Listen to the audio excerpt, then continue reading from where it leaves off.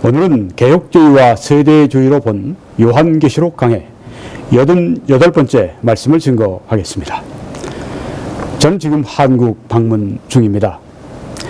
오는 주일 8월 20일 날 새삼침례교회에서 오전 10시와 12시에 하나님의 말씀을 증거하게 됩니다.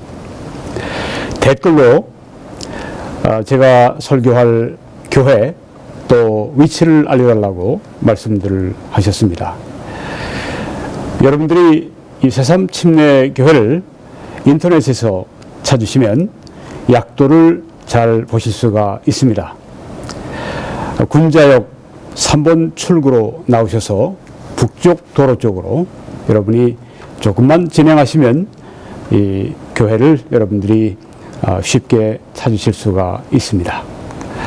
이 사역을 위해서 기도해 주시고 주위에 알려주시고 또 선교헌금으로 함께 해주시는 여러분들께 심심한 감사를 드립니다. 한국에 계신 분들은 밑에 정보를 이용해 주시고 해외에서 하실 분들은 www.21church.com으로 들어오셔서 이 홈페이지에 맨 왼편에 있는 노란 동그라미를 클릭하시면 필요한 정보를 얻으실 수 있습니다. 하나님의 축복이 여러분들과 함께 하시기를 간절히 기도합니다. 오늘은 7머리 10뿔 짐승의 정체라고 하는 제목으로 말씀을 드리겠습니다. 여러분이 지금 보시는 이 사진 아주 총천연색으로 실감 있게 어떤 화가가 오래전에 잘 그린 것을 보시고 있습니다. 7머리에 또 10뿔을 가진 짐승의 정체에 대해서 말씀을 드리는데 오늘 드릴 말씀 가운데 후반부에 가면 좀 어려워집니다. 그렇지만 잘 들으시면 이해하실 수가 있습니다. 이해가 안 될 때는 반복해서 여러분들이 들어보시면 됩니다. 요한계시록 17장 4절 말씀에 그 여자는 음녀를 말합니다. 자줏빛과 붉은 빛 옷을 입고 금과 보석과 진주로 꾸미고 손에 금잔을 가졌는데 가증한 물건과 그의 음행의 더러운 것들이 가득하더라. 이렇게 말씀합니다. 여기에 지금 이 붉은 옷을 또 자줏빛 옷을 입고 있는 이 여자, 이 음녀, 큰 음녀는 무천년설에서는 여기에 대변인 격인 윌리엄 핸드릭슨 박사의 얼굴이 보입니다. 무천년설에서는 이 음녀는 성도를 유혹하는 세상이라고 그렇게 생각을 합니다. 그리고 음녀의 입은 옷과 그 장식은 세상의 사치와 허영과 악과 화려함을 말한다고 이해를 합니다. 거기에는 음란 서적이 들어있습니다. 거기에는 사람을 중독시키는 스포츠가 들어있습니다. 또 거기에는 사람들의 눈길을 끌고 사람들의 주의를 뺏어가는 그런 아주 현란한 영화 광고도 아마 있을 것입니다. 이 세상의 권력과 명예, 육신의 정욕, 안목의 정욕, 이생의 자랑, 이 모든 것들이 다 이 음녀의 옷구와 장식, 성도를 죄로 미혹하고 하나님께로부터 멀리하게 만드는 그런 요소들이라고 본다고 하는 것입니다. 그렇지만 세대주의 전천년설에서는 여기에 대변인 격인 존 월버드 박사의 사진이 있습니다. 이 음녀, 이 붉은 옷을 입고 자줏빛 옷을 입고 금잔을 가지고 있고 7머리 10뿔 짐승을 타고 있는 이 큰 음녀, 이것은 바로 우상숭배를 가리킨다. 이것은 거짓 종교를 가리킨다. 이것은 배교한 교회를 가리킨다. 이렇게 생각하는 것입니다. 물론 이것은 현재가 아니라 미래, 장래 앞으로 있을 그런 아주 가장 그 클라이막스, 아주 우상숭배의 절정을, 거짓 종교의 아주 절정을 여기에 말하고 있는 것입니다. 앞서 보았던 이 무천년설의 이 미혹하는 세상, 이것은 신구약 시대 모든 세상의 유혹을 말하는 것입니다. 자, 그러면 여기 지금 거짓 종교, 또 배도한 교회, 이 음료, 입고 있는 옷과 장식은 무엇을 말하는가? 아주 거창하고 화려한 종교 의식이라고 그렇게 월버드 박사는 생각을 합니다. 이 월버드 박사에 의하면 로마 카톨릭 같은 데서 그런 그 미사 같은 걸 드릴 때 보면 얼마나 휘황찬란합니까? 건물도 그렇고 교황이나 추기경들이나 혹은 주교들이나 입은 그 옷들 얼마나 화려합니까? 또 그 의식이 얼마나 거창합니까? 이런 것을 말하고 있다. 앞으로 다가오게 될 그런 배교하는 교회, 또 거짓 종교는 이런 아주 거창하고 화려한 종교 의식으로 가득 차 있는 그런 종교라고 말하는 것입니다. 제 생각하기에는 좀 더 본질적인 것들이 이런 것이라고 생각을 합니다. 그 거짓 종교는 아주 포용적인 교리를 가지고 있습니다. 당신 것도 오케이, 내 것도 오케이, 저쪽 것도 오케이, 이 종교 저 종교 다 두리뭉실 그냥 이렇게 섞어가지고 섞어찌개를 만드는 겁니다. 섞어 교리를 만드는 것입니다. 포용적인 교리, 요새 WCC가 그렇게 하죠. 종교다원주의입니다. 불교에도 구원이 있고 기독교에도 구원이 있고 유교에도 구원이 있고 무당 종교 거기에도 구원이 있고 어디에도 다 구원이 있습니다. 우리 다 모입시다. WCC의 종교다원주의, 이런 것들이 바로 앞으로 오게 될 거짓 종교, 배도한 교회의 특징이고, 그것이 바로 그 음료의 손의 금잔에 담겨 있는 것이라고 하는 것입니다. 또 방대한 조직을 자랑합니다. 우리는 전 세계적입니다. 5대양 6대주에 우리 이 거짓 종교에 속하는 이 교회들과 신도들이 넘쳐납니다. WCC가 세계적인 방대한 조직을 자랑하듯이 그렇게 한다고 하는 것입니다. 아마 이 World Council of Churches, 이 세계 교회 협의회 WCC는 그 거짓 종교의 전신일지 모릅니다. 또 이 음녀의 손에 금잔에, 번쩍이는 그 금잔에 담겨 있는 것은 조화, 일치. 우리는 모든 종교가 모여서 조화를 이룹니다. 일치합니다. 일치의 철학, 조화의 철학, 이것을 또한 내세울 것입니다. 이것이 또 본질적인 그런 이 음료의 옷과 장식과 또 그 손에 들려진 금잔이라고 말할 수 있는 것입니다.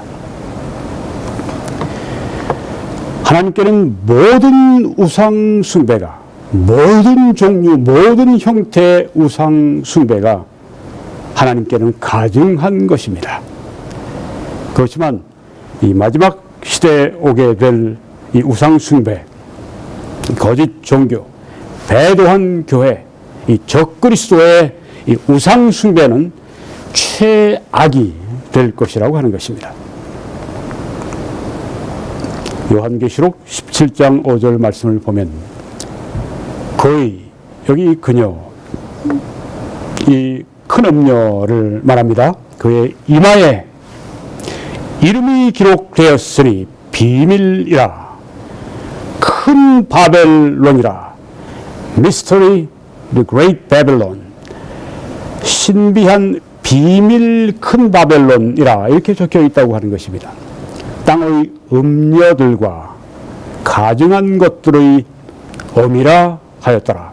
이 음녀의 머리에 이마에 이렇게 기록이 되어 있습니다. 큰 바벨론이라.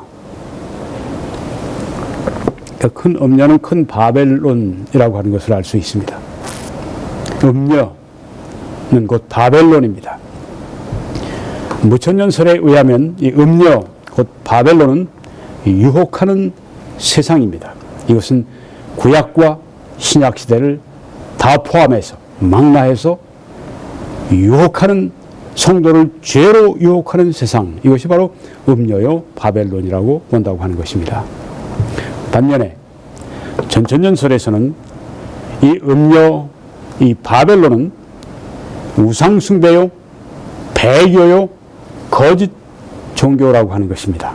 또 이것은 현재가 아니라 앞으로 장래에 오게 될 가장 무서운, 가장 지독한 형태의 우상숭배로 본다고 하는 것입니다. 그 다음에 계시록 17장 6절 말씀을 보게 되면, 또 내가 보매 이 여자가 성도들의 피와 예수의 증인들의 피에 취한지라.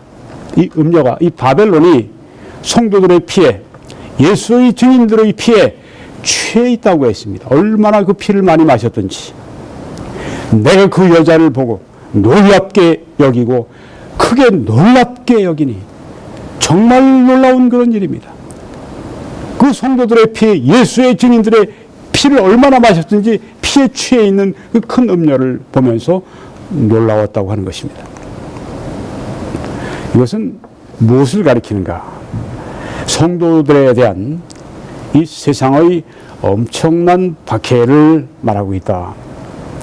이렇게 무천년설에서는 본다고 하는 것입니다.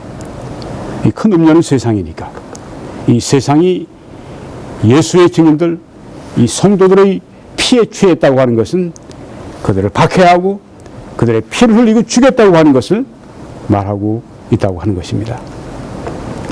그렇지만 전천년설에서는 이 큰 음녀는 배교한 교회입니다. 거짓 종교입니다. 참된 교회에 대한 배교한 교회의 엄청난 박해, 그 엄청난 박해로 말미암아 많은 사람이 피를 흘리고 많은 사람이 순교를 당하고 그런 것을 의미한다. 바로 여기에 음녀가 예수의 증인들의 피에 취해 있고 성도들의 피에 취해 있다고 하는 그 말씀은 배교한 교회가 참된 교회에 대해서 엄청난 대박해를 하는 그것을 말한다. 아마 어떤 면에서는 이 불신자들로 말미암아 그리스도인들이 순교당한 것보다 이 배교한 교회들에 의해서 참된 교회가, 성도들이 피를 흘린 것이 더 많았을지 모릅니다. 어떤 또 다수의 많은 이 개신교도들에게는 마리아 숭배를 하고 또 죄를 사함받기 위해 면죄부에 돈을 내고 또 교황의 말이 성경보다 더 중요한 전통이 되어버리는 이런 로마 가톨릭에 대해서 배교한 교회다, 이렇게 생각하는 사람들이 많이 있습니다. 자, 여기에 지금 이 교회 성도들이 박해를 당하는 한 예를 들어서 설명을 드리겠습니다. 여러분이 보시는 이 사진은 프랑스에서 일어난 일을 그린 사진입니다. 1572년 8월 23일, 24일에 약 3만 명의 프랑스 휴게노트, 이들은 칼빈주의적인 개신교도들입니다.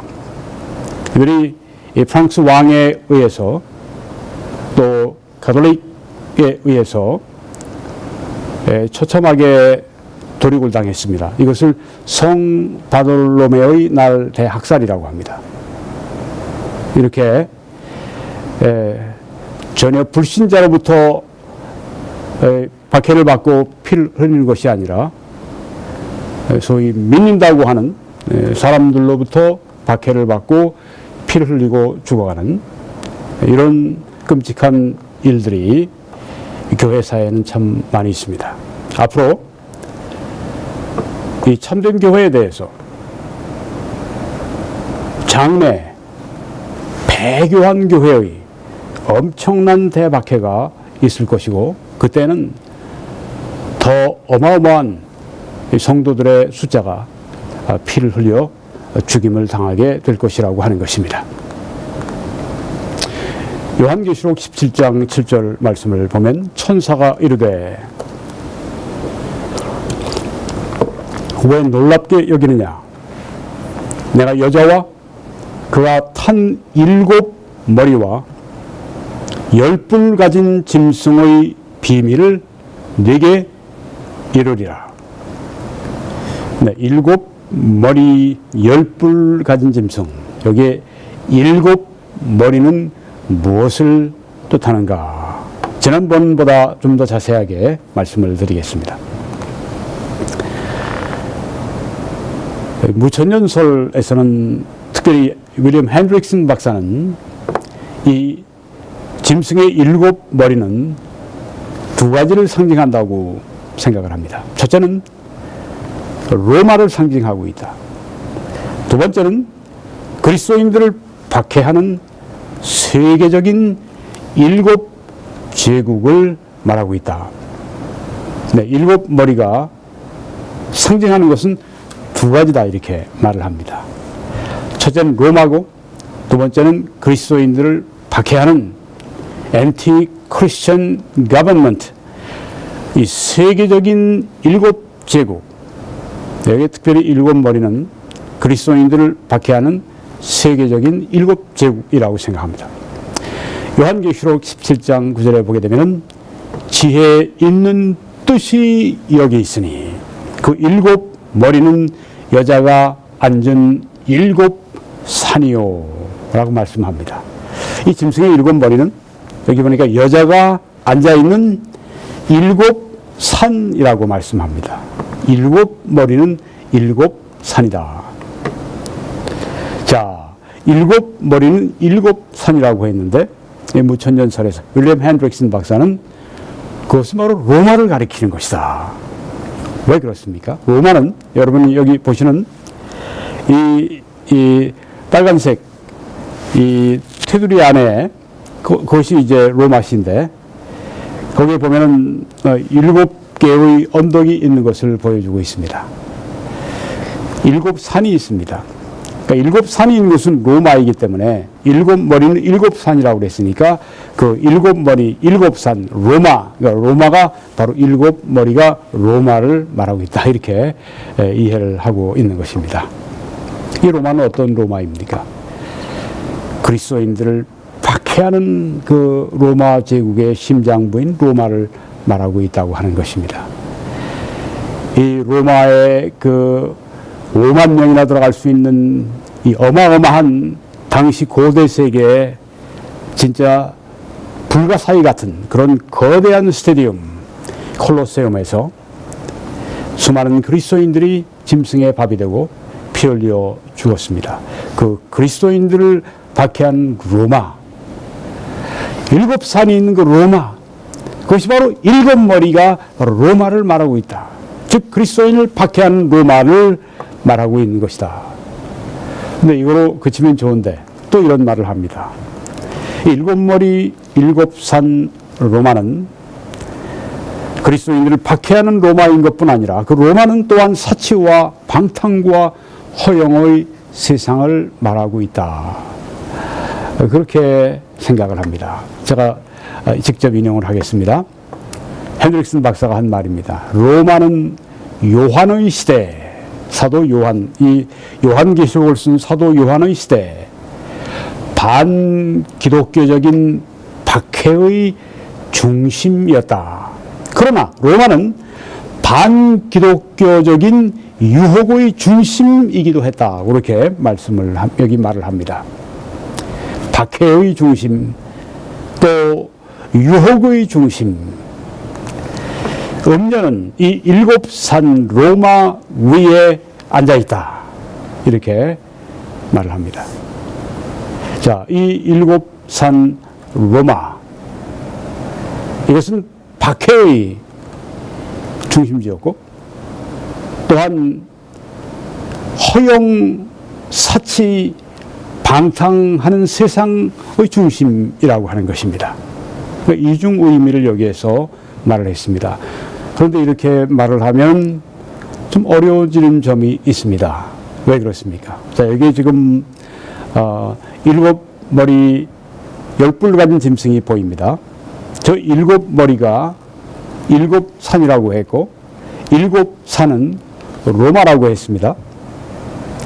자, 그러면 이 로마는, 이 짐승은 박해하는 정부입니다.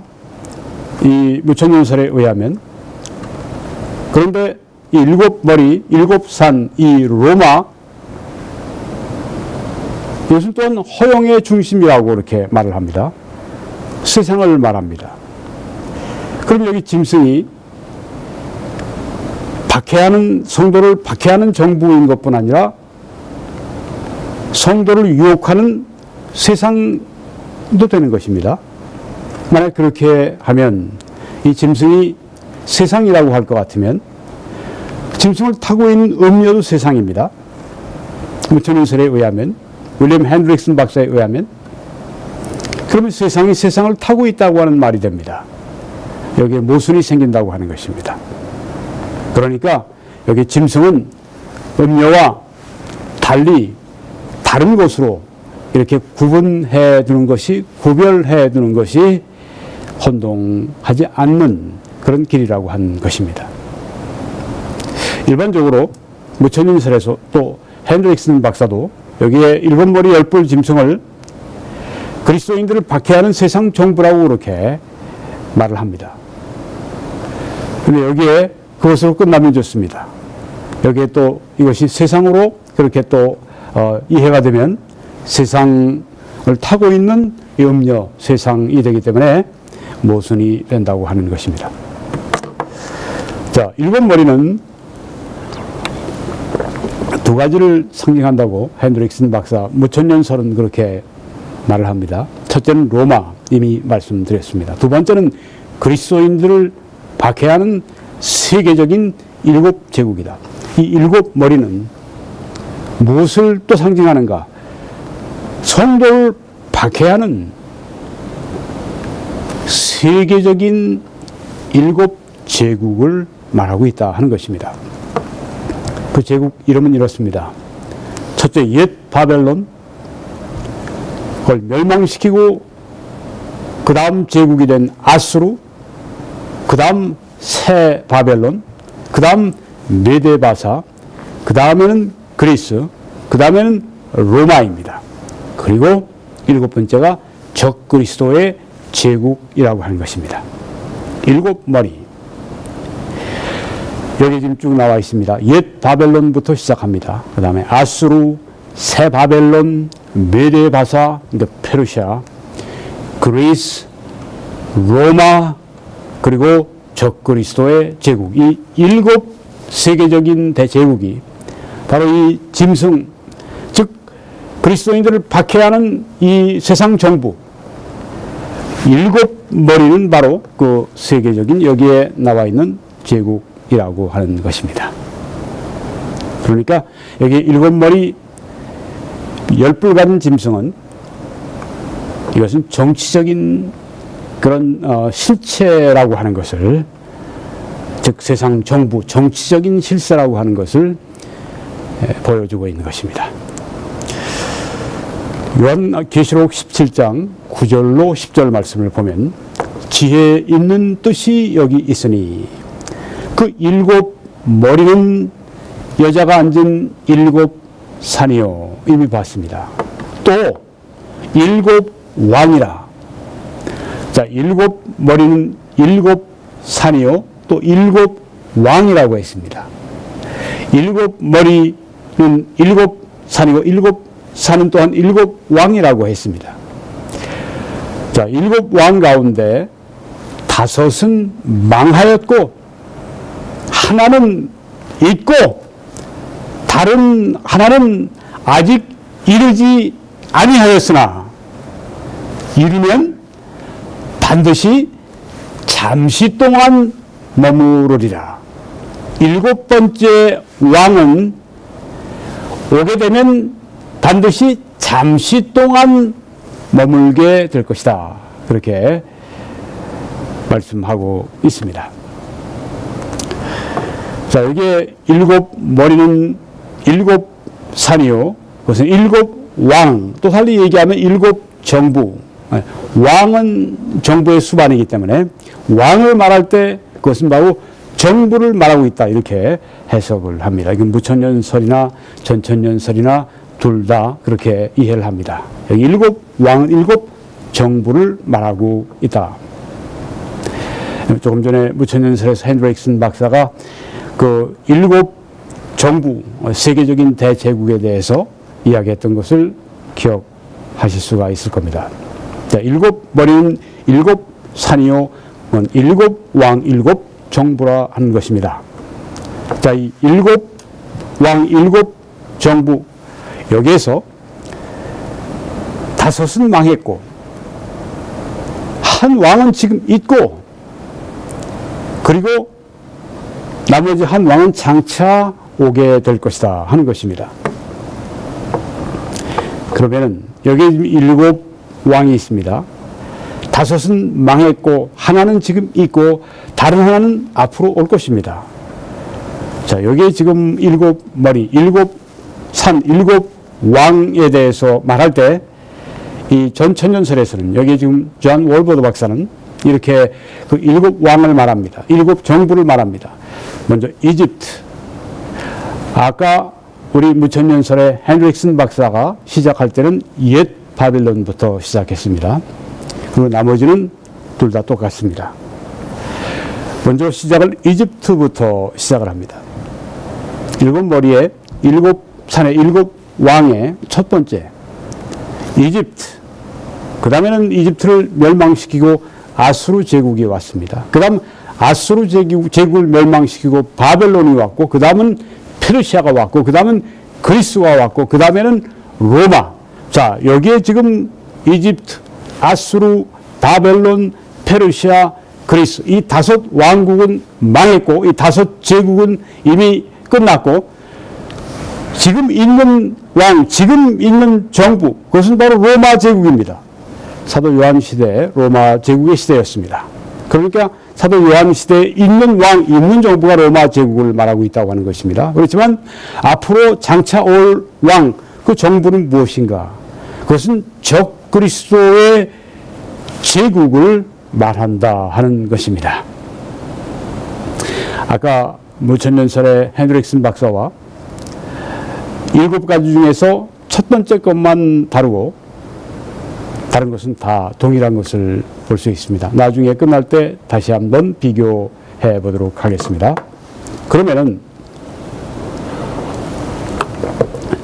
이 세대주의적 전천년설에서는 여기 지금 붉은 옷을 입고 자줏빛 옷을 입고 일곱 머리 열불 짐승 위에 올라타 있는 이 큰 음녀, 큰 바벨론은 배도한 교회를 말합니다. 우상 숭배를 의미합니다. 이것은 거짓 종교를 가리킵니다. 그런데 음녀가 타고 있는 짐승은 무엇을 말하는가? 이것은 장래에 오게 될 적그리스도를 가리킵니다. 혹은 적그리스도는 왕이니까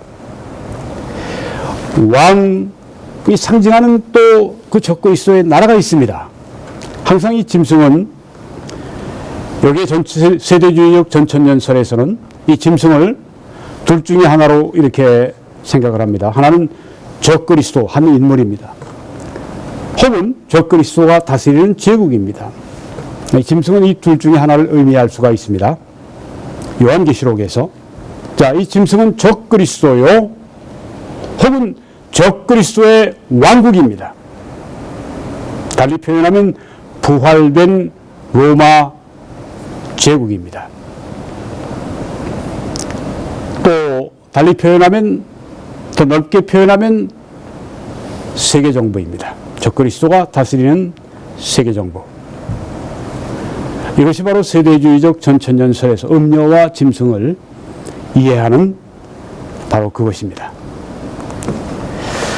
자, 이제 요한계시록 17장 8절로 11절에 보게 되면, 네가 본 짐승은 전에 있었다가 지금은 없으나 장차 무저갱으로부터 올라와 멸망으로 들어갈 자니, 땅에 사는 자들로서 창세 이후로 그 이름이 생명책에 기록되지 못한 자들이, 구원받지 않은 사람들이, 불신자들이 이전에 있었다가 지금은 없으나 장차 나올 짐승을 보고 놀랍게 여기리라.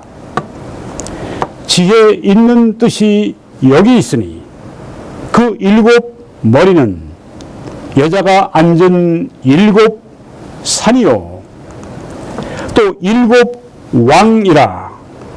다섯은 망하였고 하나는 있고 다른 하나는 아직 이르지 아니하였으나 이르면 반드시 잠시 동안 머무르리라. 자, 여기 조금 더 복잡한 말씀이 나오는데 다시 한번 잘 들어보십시오. 전에 있었다가 지금 없어진 짐승은 여덟째 왕이니. 자, 일곱 왕이 있었는데 여덟째 왕이 왜 나오는가? 여덟째 왕이니 일곱 중에 속한 자라. 그가 멸망으로 들어가리라. 여덟째 왕은 그러니까 일곱 왕과 다른 여덟 번째 왕은 아닙니다. 일곱 중에 속한 그 가운데 있는 여덟 번째를 말합니다. 그러니까 순수한 여덟 번째가 아닙니다. 일곱 번째, 일곱 그 왕들 가운데 있는 한 왕.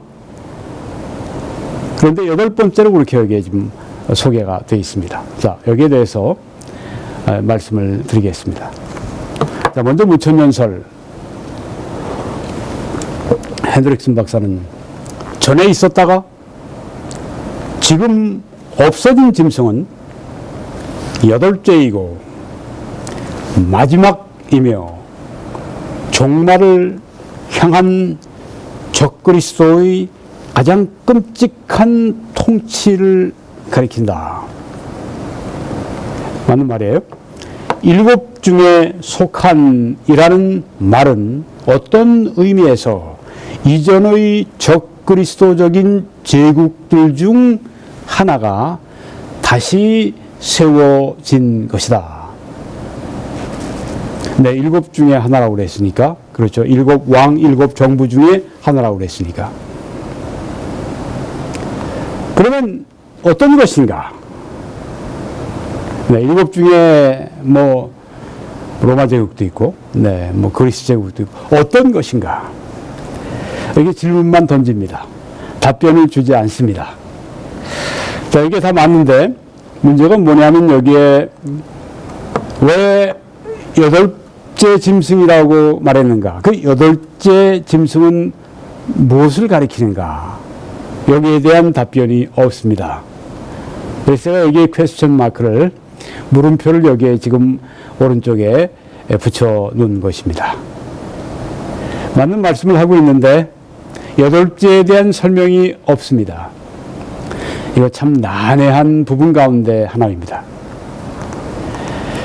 그런데 우리는 이 세대주의적 전천년설 신학자들에게서 그 답을 발견하는데, 여기 지금 존 월버드 박사는 이렇게 답변을 합니다. 일곱째 머리는 교회의 휴거 직후에 권세를 얻을 부활된 로마 제국으로 보이고, 네. 여기에 지금 전에 있던 왕이 지금은 없고 다시 올 것이고, 네. 그리고 일곱 중에 하나고, 로마라고 하는 것입니다. 그게 바로 로마다. 네. 부활된 로마 제국을 말한다. 일곱째 머리는 교회가 휴거하면 그 직후에 나타나서 이 세상에 아주 강국이 되고, 그래서 세계적인 그런 이 강대국이 되고 영향력을 행사하는 그 부활된 로마 제국이 일곱째 머리고, 11절에 여덟째로 묘사된 짐승은 여기 설명이 나옵니다. 재림 때, 예수님 재림하실 때 예수 그리스도에 의해서 파괴가 되는, 멸망하는 세계 정부를 말한다. 일곱 번째는 교회가 휴거한 다음에 직후에 권세를 얻어서 세계에 영향력을 떨치게 될 부활된 로마 제국인데, 이것이 점점 강성해져서 세계 제국이 됩니다. 세계 정부가 됩니다. 그래서 11절에 여덟째로 묘사된 짐승은 예수님 재림하실 때 교회가 휴거되고, 그 다음에 부활된 로마 제국이 일어나고, 그 다음 한 7년을 이제 지속되면서 적그리스도가 통치하면서 이것이 세계적인 제국으로 발전하고, 7년 이제 됐을 때 예수님이 재림하시게 되고, 그때 이 세계 정부가 여덟째 왕인데, 여덟째 정부인데 예수 그리스도에 의해서 멸망하게 된다. 이렇게 본다고 하는 것입니다. 자, 그런데 세대주의적인 위대한 강해 설교자 존 맥아더 목사님은 이렇게 또 여덟째를 이해합니다. 적 그리스도는, 자, 아까 그 짐승을 이 세대주의적 전천년설에서는 그리스도 혹은 그리스도의 제국, 그리스도의 왕국, 이 둘 중에 하나로 이해한다고 했습니다. 네, 그 왕은 그 왕이 다스리는 정부를 상징하기 때문에 그 왕을 말할 때 정부를 또 생각할 수가 있습니다. 조금 전에 월버드 박사는 같은 세대주의적 전천년설이지만 그 적그리스도의 왕국을 보았습니다. 휴거 직후에 나타나게 될 부활된 로마 제국, 그리고 7년이 지난 다음에 세계 제국이 되는데, 세계 정부가 되는데, 그것이 여덟 번째 머리가 되고, 그리고 그것은 예수 그리스도가 재림하실 때 예수 그리스도에 의해서 멸망된다. 그렇게 왕국, 제국으로 봤습니다.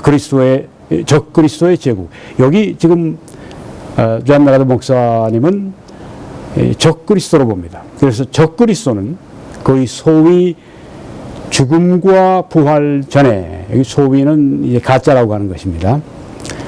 죽음과 부활 전에 일곱 왕들 중 하나일 것이고, 네, 적그리스도가 이제 왔습니다. 그리고 반드시 잠깐 동안 머물게 된다고 했습니다. 그 적그리스도는 거의 소위 죽음과 부활 전에 일곱 왕들 중 하나일 것이고, 자, 이게 무슨 말인가? 이 말씀을 우리가 보면 이해가 됩니다. 요한계시록 13장 1절 3절에 보면, 내가 보니 바다에서 한 짐승이 나오는데 뿔이 10이요 머리가 7이라, 7머리 10뿔 짐승이네요. 바다에서 나온 짐승.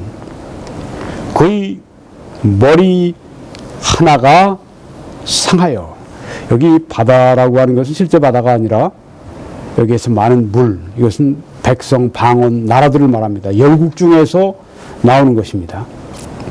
나라들 가운데서 이 짐승이 나오는데, 적그리스도가 나오는데, 7머리 10뿔 짐승, 거의 머리 하나가 상하여 죽게 된 것 같더니, 자, 7머리 가운데 하나가 상하여서 죽게 된 것 같더니, 자, 이 짐승은 적그리스도 혹은 적그리스도의 제국 왕국입니다.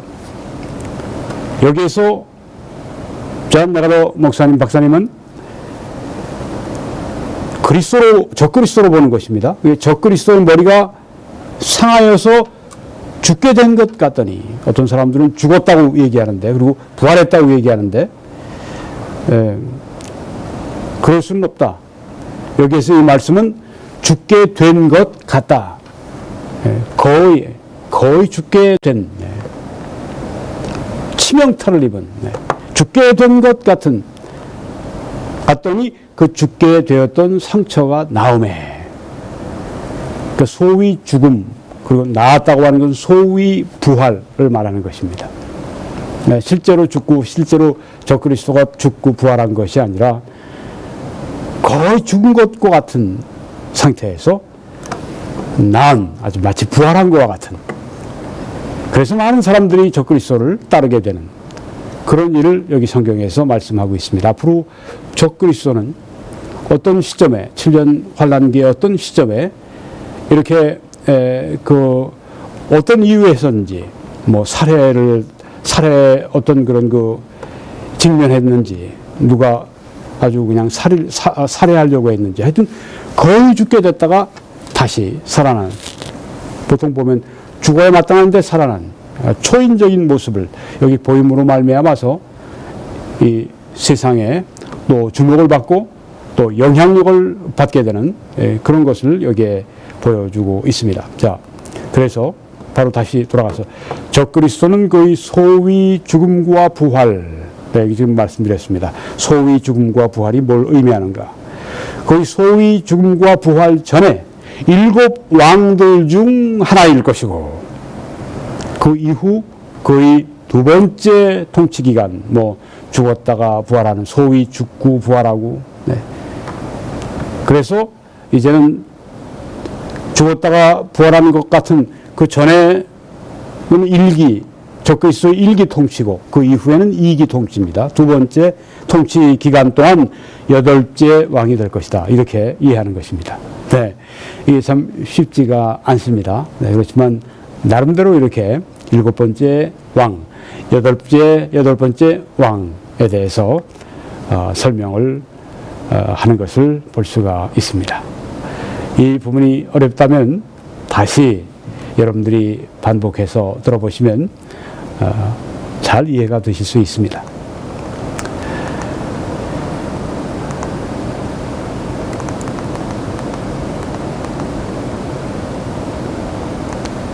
네, 이제 다른 점을 좀 말씀을 드리고 마치려고 합니다.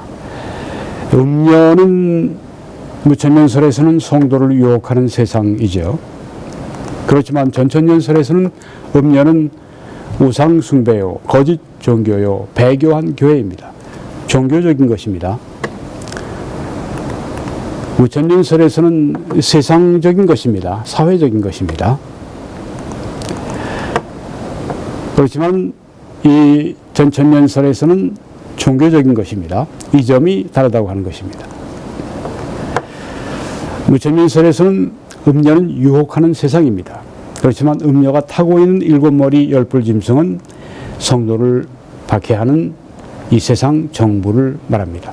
신약과 구약과 신약 시대에 통틀어서 이 구약의 이스라엘 백성과 또 신약의 교회를 박해하는 이 세상 정부, 반기독교적인 세상 정부를 말한다. 그렇게 봅니다. 그렇지만 이 전천년설에서는 음녀는 세상이 아니라 배도한 교회요, 우상 숭배요, 거짓 종교, 앞으로 미래에 있을 가장 이 최악의 형태의 우상 숭배, 거짓 종교를 말하고 배도한 교회를 말한다. 이렇게 봅니다. 그 음녀가 타고 있는 짐승은 무엇인가? 정치적인 실체입니다.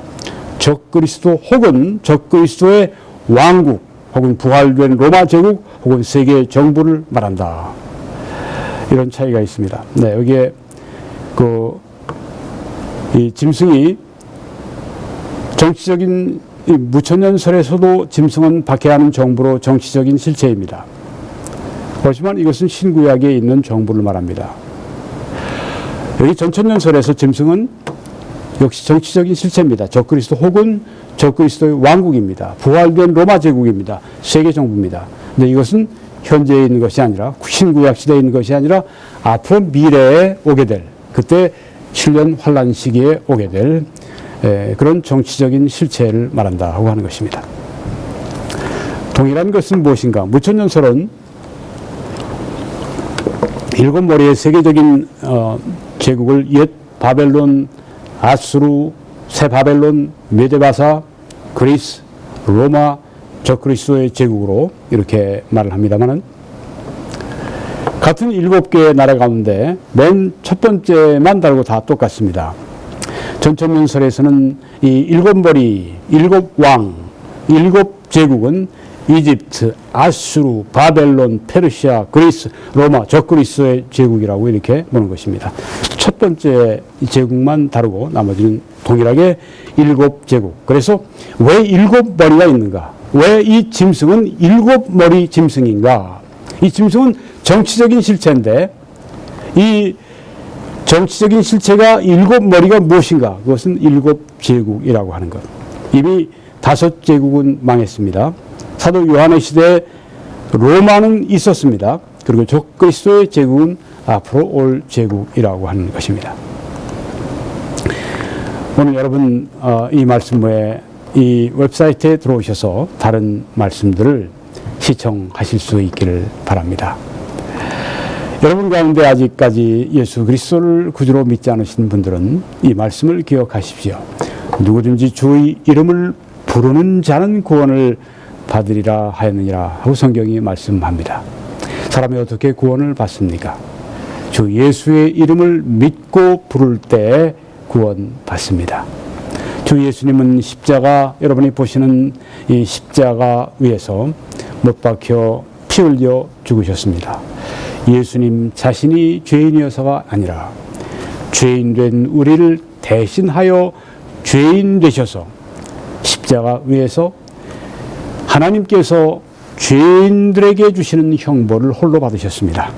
그래서 우리가 받아야 할 모든 죄의 심판을 예수님이 십자가 위에서 다 받아주심으로 이제 예수 그리스도를 믿고 받아들이는 자는 예수 그리스도의 십자가의 속죄의 공로가 바로 그 자신에게 해당되도록 하셨습니다. 누구든지 주의 이름을 부르는 자는 구원을 받으리라. 십자가에서 예수님은 100% 구원을 이루어 주셨습니다. 100% 속죄해 주셨습니다. 그래서 오늘 예수 그리스도를 믿으시고 부르십시오. 나의 구주이십니다. 나의 죄를 위해 십자가에 대신 죽어주셨습니다. 나의 구주가 되어 주십시오. 그렇게 여러분이 믿고 부르시면 오늘 하나님이 여러분을 구원하실 것입니다. 하나님의 축복이 여러분들과 함께 하시길 간절히 축원합니다.